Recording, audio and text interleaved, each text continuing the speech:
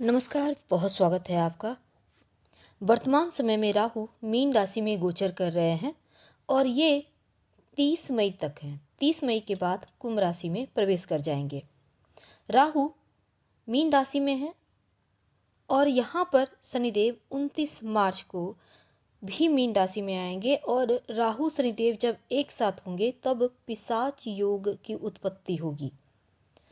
अब ये जो पिशाच योग है, ये बनने के बाद आपकी लाइफ कितनी बदलेगी। सबसे पहले तो हम ये जानते हैं कि राहु का अंतिम चरण समय चल रहा है। अब वो 18 मई को कुंभ राशि में आने जा रहे हैं।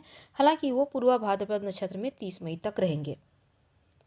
तो सबसे पहली बात, मीन राशि में है, यानी जो 12वीं राशि है, यहीं पर बैठे हैं राहु और शनिदेव 29 मार्च को आएंगे।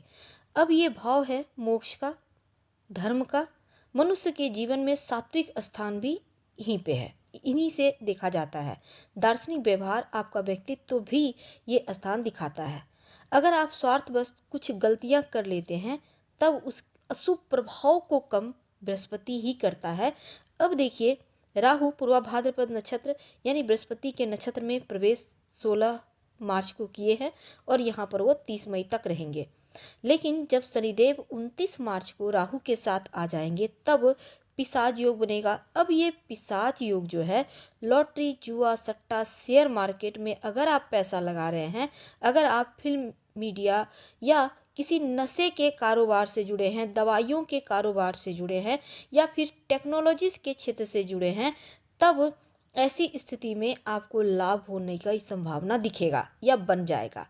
राहु स्वयं की इच्छाओं को तो बढ़ाता है और इच्छा को भड़काता भी है, आपको उन चीज़ों को प्राप्त करने की तरफ ले जाता है। और प्रशासनिक क्षेत्र से जुड़े हुए जो लोग हैं, राजनीतिक क्षेत्र से जुड़े हैं, उनके लिए भी ये योग बहुत महत्वपूर्ण हो जाता है। तो इसमें सबसे बड़ी बात होगी कि राहु का जो अशुभ प्रभाव है वो कम होगा, क्योंकि वो देवगुरु बृहस्पति के नक्षत्र में आ गए हैं और राहु खुद देवगुरु बृहस्पति की राशि में भी बैठे हैं। इसलिए अब अशुभ प्रभाव कम होकर शुभ प्रभाव आपको देंगे। दुखों की मुक्ति का ये वक्त कह सकते हैं। इसलिए पिशाच योग बन के भी ये योग भंग होता नजर आएगा, यानी उनका नकारात्मक प्रभाव थोड़ा कम पड़ेगा। तो मिथुन राशि वालों, पिशाच योग का ही मतलब होता है कि तंत्र मत जो शक्ति होती है वो बहुत एक्टिव हो जाना। देखिए, सबसे पहली बात यह है कि इसका प्रभाव आपके ऊपर 50-50 यानी कि 50-50 पड़ेगा। 50% अगर अच्छा तो 50 बुरा भी। देखिए, कर्म क्षेत्र में बहुत ज़्यादा लोभ लालच में मत जाइएगा, ज़्यादा स्वार्थी मत बनिएगा। अगर जॉब चली गई है, जॉब प्राप्ति के लिए प्रयास कीजिए, आपको प्राप्त होगी। सीनियर का सपोर्ट मिलेगा, अभी तक नहीं मिल रहा था तो। और मेहनत करने से धन की प्राप्ति जो अभी तक नहीं हो रही थी, अब इस योग में आपको धन प्राप्ति होगा।